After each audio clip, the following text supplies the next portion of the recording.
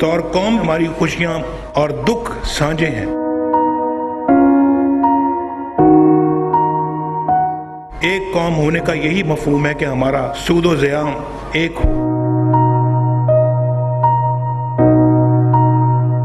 ہمیں مل کر ایک ایسا معاشرہ تشکیل دینا ہے جس میں سب کو ترقی کے ایک جیسے موقع ملیں، سب کے لیے امن ہو، سب کی جان و مال محفوظ ہو۔